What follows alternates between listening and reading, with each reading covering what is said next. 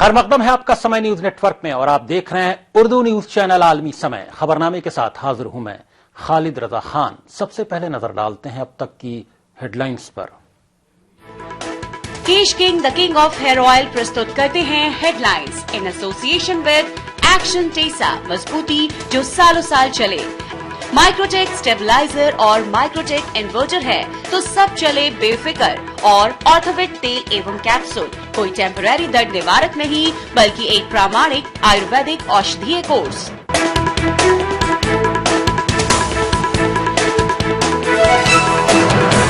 दहशतगर्दाना हमले के बाद पठानकोट एयरबेस का पीएम मोदी ने किया दौरा, सिक्योरिटी का लिया जायजा, शहीद के कुंबे से भी की मुलाकात। पाकिस्तानी स्मगलरों की मदद के इल्जाम में बीएसएफ का जवान अनिल कुमार गिरफ्तार। पुलिस ने कहा दहशतगर्द भी करते हैं इसी रास्ते का इस्तेमाल। एमपी के नोट प्रिंटिंग प्रेस की लापरवाही पर 2 मैनेजर मुअत्तल, 1 का तबादला। हिफाजती थ्रेड के बिना छापे गए 30,000 करोड़ रुपए के नोट 10,000 करोड़ रुपए बाजार भी पहुंचे। बिहार में पंचायत इंतखाबात की तारीखों का ऐलान, 24 अप्रैल से 30 मई तक 10 मरहलों में होंगे इंतखाबात। चुनावी खर्च को लेकर इलेक्शन कमीशन ने सरकार को भेजी तजवीज। और सऊदी अरब में फंसे 90 हिंदुस्तानियों ने मोदी हुकूमत से की मदद की फरियाद। नौकरी के नाम हो रहा है इस्तेहसाल। आलमी समय को वीडियो भेजकर सुनाई अपनी दास्तान।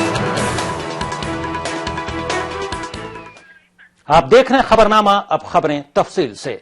वज़ीर-ए-आज़म नरेंद्र मोदी ने पठानकोट हमले के बाद एयरबेस का जायजा लिया।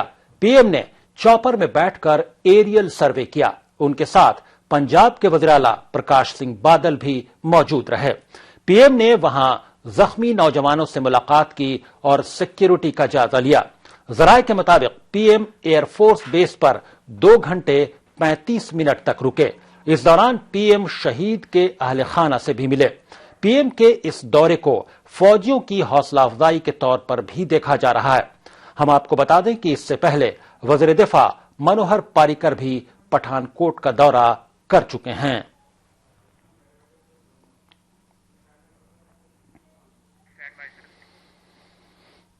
बीजेपी की लीडर साध्वी प्राची के मुस्लिम फौजियों की जांच वाले बयान के एक दिन बाद ही बीएसएफ के एक और जवान को पाकिस्तान के लिए काम करने के जुर्म में गिरफ्तार किया गया है।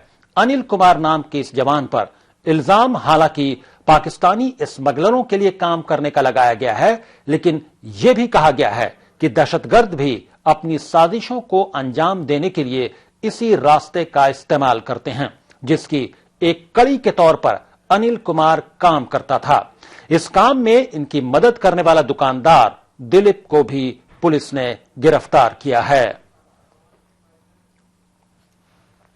बॉर्डर के क्रॉस कंसाइनमेंट्स आती हैं, उसमें इसलिए वेपन्स को क्रॉस बॉर्डर पुश किया जाता है बिकॉज सप्लाई लाइन उनकी ऑन रहती है। जो पांडी स्पेशली जो कोरियर्स हैं वो इसलिए वो अपना सप्लाई लाइन ऑन रखते हैं कि कल जब आतंकियों को भी जरूरत पड़ती है तो वो भी यही सप्लाई लाइन यूज करते हैं। जैसे पिछले केसेस में कई बार अपने जैसलमेर बॉर्डर से आई आरडीएक्स कई जगह से आया है, तो उसमें यही एंगल आता है कि वो पुराने कोरियर्स, पुराने स्मगलर्स और उनके जो कॉन्टेक्ट्स हैं उनको यूज किया जाता है। से भारी मात्रा में काफी लीथल वेपन्स और एमिनिशन रिकवर हुआ था। उनकी इन्वेस्टिगेशन के दौरान ये बात सामने आई कि बीएसएफ के कुछ अधिकारी उनके साथ मिले हुए थे, तो वो ये असला और जो ड्रग्स की कंसाइनमेंट है उसको बॉर्डर के पार कराने में उनकी मदद कर रहे थे। उसमें एक अनिल कुमार नाम का बीएसएफ का जवान हमने अरेस्ट किया है, राय सिंह नगर राजस्थान से, गंगानगर के पास। वो पीछे अमृतसर का रहने वाला है और उसका किसी शादी के दौरान ये गुरजान टेलियस भोलू और इनके साथियों से संपर्क हुआ था। तो वहां उसको लालच दिया गया कि अगर आप इनकी मदद करेंगे तो ये आपको फाइनेंशियल हेल्प करेंगे। तो उस लड़ी में एक बार 50,000, एक बार 39,000 इम्तियाज जो लाहौर का बड़ा नोटोरियस स्मगलर है, उन्होंने इसकी वाइफ के खाते में और एक बार इसको कैश पैसे उन्होंने दिए और इसको तैयार किया कि कैसे कंसाइनमेंट जो है अक्रॉस द बॉर्डर इन्होंने उनको उसको पार कराना। पठानकोट के दहशतगर्दाना हमले पर पड़ोसी मुल्क पाकिस्तान की सियासी लीडरशिप के साथ फौजी क़यादत ने भी हिंदुस्तान से ताउन की बात कही है। जुमे को एक आला सतही मीटिंग में पीएम नवाज शरीफ के अलावा आर्मी के चीफ राहिल शरीफ, आईएसआई के चीफ रिजवान अख्तर, पाकिस्तान के national security adviser Nasir Khan Janjua के अलावा डीजी मिलिट्री ऑपरेशन, दाखिली मामलों के वजीर और खारजी उमूर के एडवाइजर भी शरीक थे। मीटिंग के बाद पाकिस्तान ने हिंदुस्तान के साथ मिलकर जनूबी एशिया में दहशतगर्दी को खत्म करने की बात कही है। पाकिस्तान के इस रुख पर हिंदुस्तान में सियासी पार्टियों का क्या रद्द-ए-अमल है, आइए वो सुनते हैं। After all, this reaction of the Pakistan government, Nawaz Sharif's government, is not very different to that of Yusuf Gilani after 26/11 in 2008. Then also, Yusuf Gilani telephoned Dr. Manmohan Singh, like Nawaz Sharif spoke to Mr. Modi.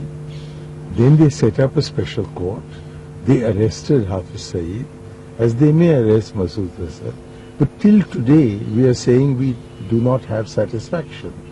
It was also we who gave them a lot of evidence, which we believed in, but which the Pakistani courts have not treated with quite the same respect as we are giving it. So we seem to have been here before. I therefore do not think it's a technical question. It's a matter of political will. Is there a determination to continue the talks irrespective of this kind of a terrorist attack and others that may come? Or are we going to leave the talks hostage to whether or not terrorists act?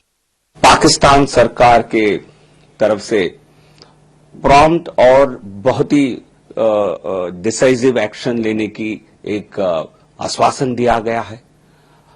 Bharat ने पठानकोट की घटना के तुरंत बाद सारे जो जानकारी उनको दिया है, सारे जो इंटेलिजेंस इंफॉर्मेशन दिया है, जिसके आधार पर बहुत जल्दी पठानकोट में आतंक फैलाने वाले जो लोग हैं, उनकी हैंडलर्स हैं और ये टेररिस्ट ऑर्गेनाइजेशंस हैं, उनके खिलाफ सख्त कार्रवाई हो सकती है। यदि इसकी तुलना हम 26/11 से करें, पाकिस्तान की बोल में, पाकिस्तान के कम से कम बयानों में एक बहुत बड़ी फर्क देखने के लिए मिल रही है, क्योंकि इस बार न सरकार, भारत की सरकार, न पाकिस्तान की सरकार, न पाकिस्तानी मीडिया इस प्रकार की डिनेयल नहीं इश्यू कर रहे हैं कि हमारा कोई ताल्लुकात इससे नहीं है। एक्शन लेने की बात कर रहे हैं। हमें उस एक्शन का इंतजार है। अमेरिका ने कहा कि पाकिस्तान ने उसे यकीन दिलाया है कि वो पठानकोट एयरबेस हमले की जांच कर रहा है और अमेरिका पाकिस्तान की जांच पूरी होने का इंतजार कर रहा है। अमेरिकी वजारत खारजा के तर्जुमान जॉन किर्बे ने कहा है कि इससे पहले मुंबई हमले के दौरान पाकिस्तान को जांच के लिए कहा गया था। उन्होंने कहा कि हम चाहते हैं कि पाकिस्तान अच्छी तरह जांच पड़ताल करे ताकि लोगों को इंसाफ मिले।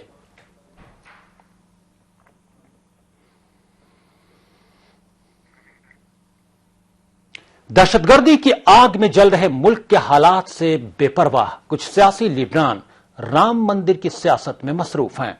इस सियासत में ज्यादातर तो बीजेपी के ही लीडर हैं, लेकिन बीजेपी की हामी रही कुछ हिंदू शिद्दत पसंद तंजीमों के लोग भी इस मुहिम में शामिल हैं। दिल्ली यूनिवर्सिटी में राम मंदिर पर 2 रोजा सेमिनार चल रहा है, जिसमें बीजेपी के लीडर सुब्रमण्यम स्वामी के अलावा वीएचपी के अहम लीडरान शामिल हैं। इस सेमिनार के खिलाफ एनएसयूआई ने पुरजोर मुजाहरा किया। इस दौरान पुलिस के साथ तलबा की झड़पें भी हुईं। इस कॉन्फ्रेंस का इनाकाद नॉर्थ कैंपस की आर्ट फैकल्टी में किया गया। कॉन्फ्रेंस की ऑर्गेनाइजर अरुंधति वशिष्ठ अनुसंधान पीठ ने कहा है कि बातचीत महज सबूतों पर मबनी होगी। ये मंदिर की भी जो आदत है, राम मंदिर उसमें एक लक्ष्य है। इससे हमारे देश की जो पुनरुत्थान है वो दोबारा आएगी। इसके लिए अशोक सिंघल की अंतिम आशा थी कि ये बनेगा। उन्होंने एक जॉइंट प्रेस कॉन्फ्रेंस भी की थी जिसमें मैं भी था, और मुझे उन्होंने कहा कि इसको तो बनाना है और तुम बना सकते हो, तुम भी योगदान कर सकते हो। राम सेतु में जैसा किया इसमें भी आप पहल करिए। तो उनके स्मरण में और इस देश की संस्कृति की पुनरुत्थान की दृष्टि से राम मंदिर बनाना अनिवार्य है, और हमने शुरू फिर कर दिया है, अब अंत तक छोड़ने वाले नहीं हैं। धन्यवाद, नमस्कार। खबरें अभी और भी हैं, लेकिन वक्त है एक ब्रेक का। बाकी खबरों के लिए देखते रहिए आलमी समय।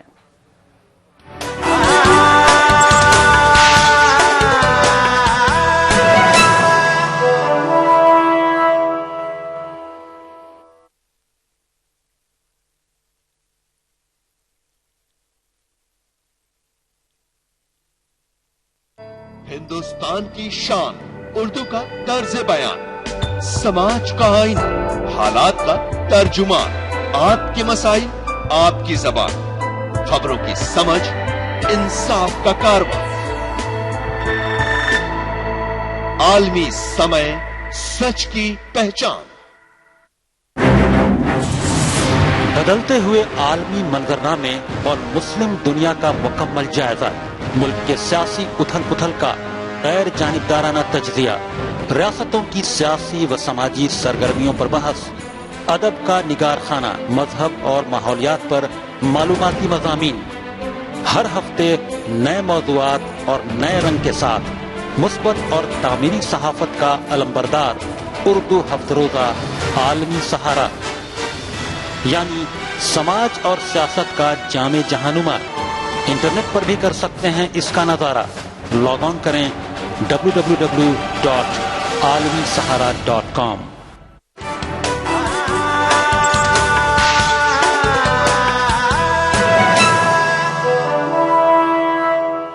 ब्रेक के बाद आलमी समय में आपका फिर खैर मकदम है। आप देख रहे हैं खबरनामा।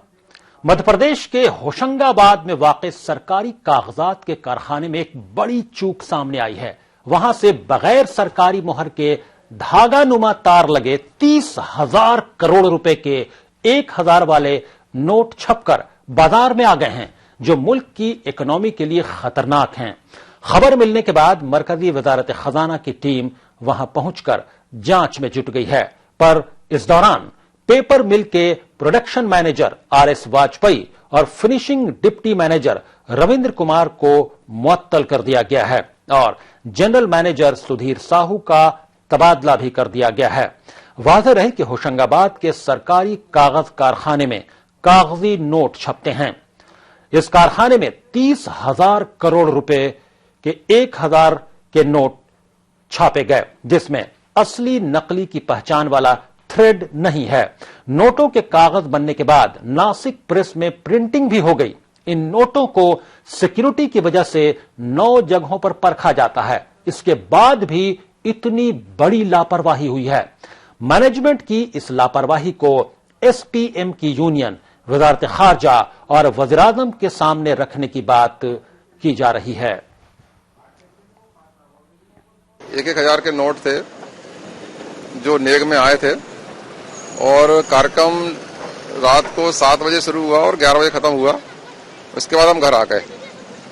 सुबह जो कार्यक्रम, रात का जो कार्यक्रम था, सुबह होते ही जो नेक के कार्यक्रम में शामिल थे उसमें एक दूर के रिश्तेदार आए और उन्होंने मुझसे वो 2 नोट वापस मांगे 1,000 के। बोले वो नोट चाहिए, नए नोट हैं और उसके बदले में हम आपको दूसरे नोट दे रहे हैं। तो उन्होंने मुझसे 1,000 के 2 नोट ले लिए और बदले में 2,000 रुपये दे दिए। तो वो ऐसा इसलिए किया कि जब मैंने नोटों को देखा तो उसमें थ्रेड नहीं थी। ये तो गवर्नमेंट का बहुत बड़ा लॉस और ये बहुत बड़ी लापरवाही का परिणाम है, और इसमें तकनीकी खामियां जो हैं, जो संबंधित अधिकारी हैं, वो उनको तो पनिशमेंट होना चाहिए। मैं तो ये मानता हूं। इतनी बड़ी मतलब एक सिक्योरिटी के मामले में 10 विभाग इसको नहीं देख सका। 10 विभाग से चेक होने के बाद पेपर पास होके नासिक देवास जाता है। तो अब आपकी यूनियन क्या कदम उठाएगी? अब यूनियन साहब इसके खिलाफ हम कार्रवाई करेंगे, अगेंस्ट जाएंगे इसके अपना, हम इसकी शिकायतें करेंगे। आज जैसे पेपर में पड़ा है उसकी हम तैयारी कर रहे हैं पूरी, हम इसकी कार्रवाई करेंगे।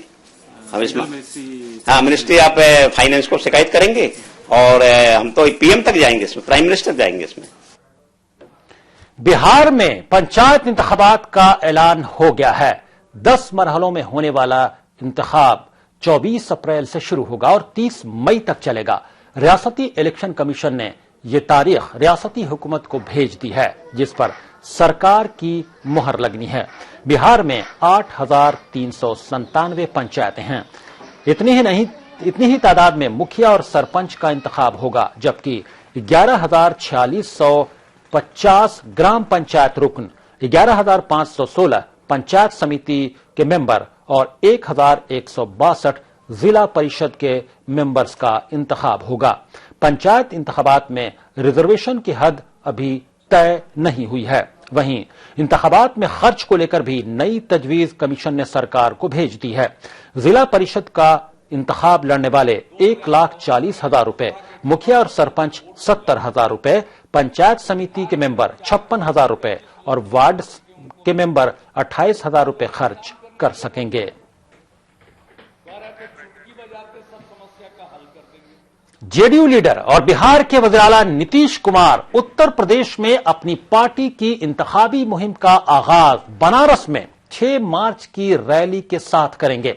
इस रैली का इनेकाद हार्दिक पटेल की अखिल भारतीय पटेल नव निर्माण सेना यानी ABPNS की जानिब से किया जा रहा है। दरअसल जेडीयू ने हार्दिक पटेल को जेल में डाले जाने की मुखालफत करते हुए गुजरात में पट्टीदारों के लिए रिजर्वेशन के मुतालबे की हिमायत की थी, जिसके बदले ABPNS ने जेडीयू को उत्तर प्रदेश के असेंबली इंतखाबात में हिमायत देने का ऐलान किया है।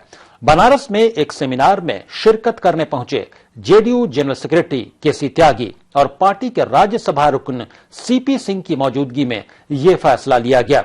ABPNS के एक तर्जुमान ने बताया कि वज़ीर-ए-आज़म नरेंद्र मोदी के पार्लिमानी हलके बनारस में 6 मार्च को एक महापंचायत का इनेकाद किया जा रहा है, जिसमें नीतीश कुमार मेहमान खुसूसी होंगे, जहां से वो अपनी पार्टी की इंतखाबी मुहिम की शुरुआत करेंगे। तर्जुमान ने मार्च 6 को तारीखी दिन बताया, क्योंकि इसी दिन 1974 में जयप्रकाश नारायण ने पटना के गांधी मैदान में रैली करके कांग्रेस राज और इमरजेंसी के खिलाफ तहरीक का आगाज किया था। पटना में वजीर तालीम अशोक चौधरी के प्रोग्राम में हंगामा हुआ। बताया जा रहा है कि पटना यूनिवर्सिटी के 154वें यौम तासीस की तकरीब में तलबा ने यह हंगामा किया। हंगामा तलबा यूनियन समेत कई दीगर इश्यूज को लेकर हुआ।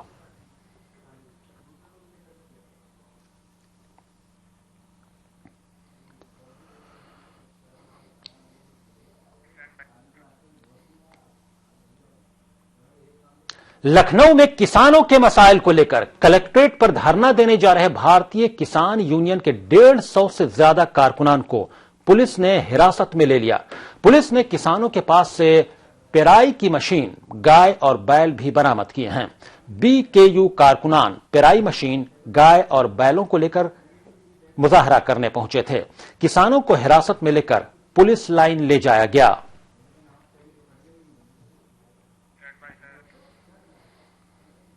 ग्रेटर नोएडा की दादरी तहसील में एक खातून ने जमकर हंगामा किया और SDM राजेश कुमार को थप्पड़ मार दिया। खातून का इल्जाम है कि उसकी जमीन को जबरन 145 में SDM ने दर्ज कर दिया। इस मामले की सुनवाई तहसील कोर्ट में चल रही थी। खातून का यह भी इल्जाम है कि SDM ने उनके साथ बदसलूकी की और मारने की कोशिश की है, जिसके बाद उसने अपने दिफा में SDM को थप्पड़ मारा। साहब ने मुझ पे हमला करने की कोशिश की थी, इनफैक्ट मुझसे बदतमीजी करने की भी कोशिश की थी कि आप क्या कर सकती हैं, कर लीजिए, मैं बताता हूँ आपको क्या किया जाता है। फिर उन्होंने मेरी गिरबान खींची थी, तब मैंने उनको थप्पड़ मारा था। अच्छा। इस बीच बचाव में मुझको चोट भी लगी, मैं पीछे उनकी टेबल पे गिरी थी। उसके बावजूद उन्होंने पुलिस वालों को बाहर से बुलाने की कोशिश की कि इनको अंदर ही यहीं पे बिठा लो। वहां सब लोगों के होते हुए मैं उनसे छूट छाट के तब बाहर आई हूँ। मुंबई में पिकनिक मनाने गई एक लड़की सेल्फी लेते वक्त समंदर में गिर गई। लड़की को बचाने के दौरान उसके साथी लड़के रमेश वालुंज के भी समंदर में वो कूदा, लेकिन वो भी लापता हो गया।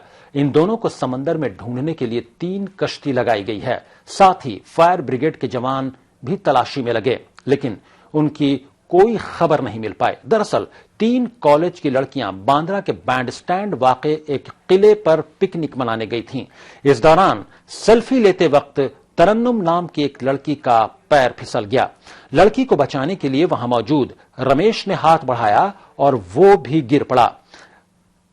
इस वक्त हाईटाइड की वजह से समंदर में लहरें काफी ऊपर उठ रही हैं, इसलिए बचाव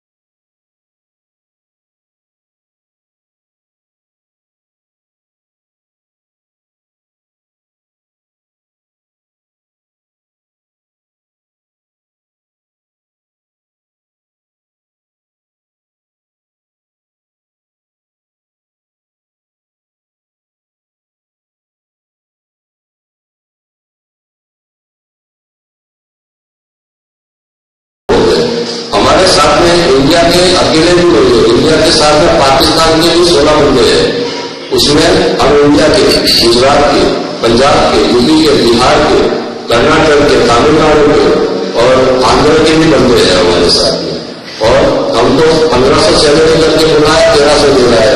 वो तो क्या चलो 200 इधर उधर हो गया, लेकिन जो ओवर टाइम हमने किया वो भी सही नहीं मिल रहा है हमको। अभी हम अंदर आने के बाद में हमारा सैलरी भी बंद कर दिया और सैलरी के साथ में खाने का जो 300 रियाल दे रहे थे वो भी बंद कर दिया। अभी हम लोग बिना खाए बिना पैसे से हम लोग ऐसा इधर गुजारा कर रहे हैं कि एक दूसरे का आधा आधा खाना खा के। मैं शेख मोहम्मद अनीस, इंडिया गुजरात से। मैं मुंबई ट्रैवल क्राफ्ट और मुंबई जमाल से हम लोग कुछ बंदे आए हुए हैं। मेन एजेंट जो है वो ट्रैवल क्राफ्ट है, उसी ने सारे बंदों को, दूसरी सारी एजेंसियों को वीजा दिया हुआ था। और मैं जमाल एक्सपोर्ट से आया हुआ हूँ। यहाँ पे मुख्तलिफ स्टेट्स के मुख्तलिफ एजेंटों से आदमी लोग आए हुए हैं। 90 हैवी ड्राइवर आए हुए हैं यहाँ पे, जिन लोगों ने सऊदी रेडीमिक्स के नाम पर वीजा खरीदा और सऊदी अरब में आ गए। यहाँ आने के बाद में मालूम चला कि ये महारा ह्यूमन रिसोर्स कंपनी है, जो मेन पावर सप्लायर कंपनी है, और इन लोगों ने हमारे साथ में खुला धोखा किया हुआ है। जैसे कि 1300 रियाल बेसिक सैलरी बताया, 2000 से 3000 रियाल ट्रिप अलाउंस बताया, खाना पीना और रहना सब कुछ फ्री बताया हुआ। यहाँ आने के बाद में मालूम पड़ा कि हम लोग यहाँ पे फंसे हुए हैं रेंटल कंपनी में आकर के। तो हम लोग यहाँ से अब जाना चाहते हैं, इनके पास में न काम है, न इंडिया भेजना चाहते हैं, न सैलरी दे रहे हैं, न हम लोगों को खाने का पैसा दे रहे हैं। 3 माह से हम लोग यहाँ पे बगैर खाए पिए के पड़े हुए हैं। हम लोगों का कैसे गुजारा हो रहा है बस हमारा अल्लाह ही मालिक है, वही हमारा गुजारा कर रहा है। और हम लोग नम्र विनती कर रहे हैं हमारी इंडियन गवर्नमेंट से कि हम लोग जो 90 आदमी फंसे हुए हैं इंडिया के और पाकिस्तान के, तो हम लोगों को यहाँ से हमारी अपनी अपनी हुकूमतों से इल्तिजा है कि हमें यहाँ से जल्द छुटकारा दिला दिया जाए और हमें अपने वतन वापस लौटा दिया जाए।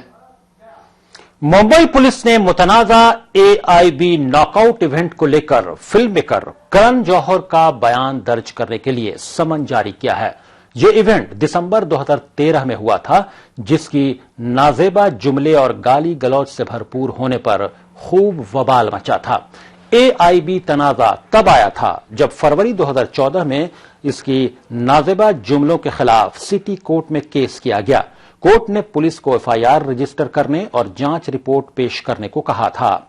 करण जौहर का मुलजिम के तौर पर नाम लिया गया क्योंकि वो शो के होस्ट थे और उन्होंने भी नाजेबा जुमलों का काफी इस्तेमाल किया था। सहारनपुर की एक पेपर मिल में घुसे तेंदुए को अभी तक पकड़ा नहीं जा सका है। तेंदुए ने हमला करके मिल के 2 मुलाजिमों को जख्मी कर दिया था। दोनों जख्मियों को अस्पताल में दाखिल कराया गया है। दरअसल सहारनपुर जिले की सरहद राजाजी नेशनल पार्क से लगी हुई है। ऐसे में तेंदुए के पार्क से भटककर मिल में दाखिल होने का अंदेशा जाहिर किया जा रहा है। मौके पर मौजूद पुलिस और महकमे जंगलात के अफसरान का कहना है कि तेंदुआ अभी तक पकड़ से बाहर है। उनका यह भी कहना है कि तेंदुआ खुद को गैर महफूज महसूस कर रहा होगा, इसीलिए वो मिल में ही कहीं छुपा हुआ है, लेकिन उसके लिए शिकार का इंतजाम कर लिया गया है। जैसा ही उसका सुराग मिलता है तभी उसे पकड़ना आसान होगा। सैफई महोत्सव में जुमे की शाम राहत फतेह अली खान के नाम रही। वज़ीर-ए-आला समेत हाजरीन पर राहत फतेह अली खान की आवाज का जादू छाया रहा। राहत फतेह अली खान ने पहली मर्तबा सैफई में अपने फन का मुजाहरा किया और अपनी आवाज से लोगों को दीवाना बना डाला। साथ ही मकामी फनकारों ने भी रक्स करके अपना जौहर दिखाया।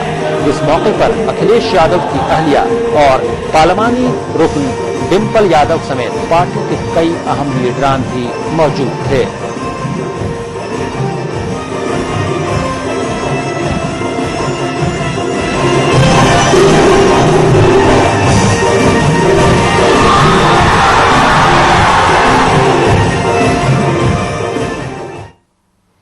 खबरनामे के आखिर में अहम खबरों की सुर्खियों पर दोबारा एक नजर।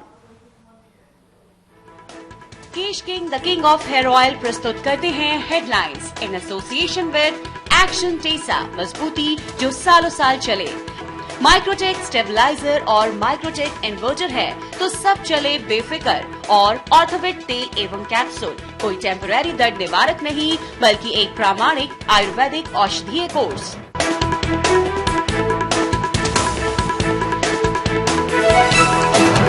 दहशतगर्दाना हमले के बाद पठानकोट एयरबेस का पीएम मोदी ने किया दौरा, सिक्योरिटी का लिया जायजा, शहीद के कुंबे से भी की मुलाकात।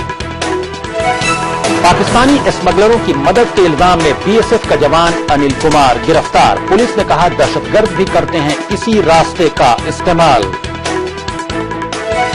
नहीं थम रहा राम मंदिर के नाम पर सियासी ड्रामा, डीयू में कॉन्फ्रेंस के दौरान स्वामी ने दिया तामीर पर जोर, एनएसयूआई ने किया पुरजोर एहतजाज। एमपी के होशंगाबाद नोट प्रिंटिंग प्रेस की बड़ी लापरवाही, गलत छापे गए 30,000 करोड़ रुपए के नोट, 10,000 करोड़ रुपए गलत नोट बाजार में भी पहुंचे, नोटों में नहीं लगाया गया हिफाजती थ्रेड। और सऊदी अरब में फंसे 90 हिंदुस्तानियों ने मोदी हुकूमत से की मदद की फरियाद, नौकरी के नाम हो रहा है इस्तेहसाल, आलमी समय को भेजी वीडियो। खबरनामे में फिलहाल इतना ही। अब खालिद रजा को दीजिए इजाजत, मगर आप देखते रहिए आलमी समय।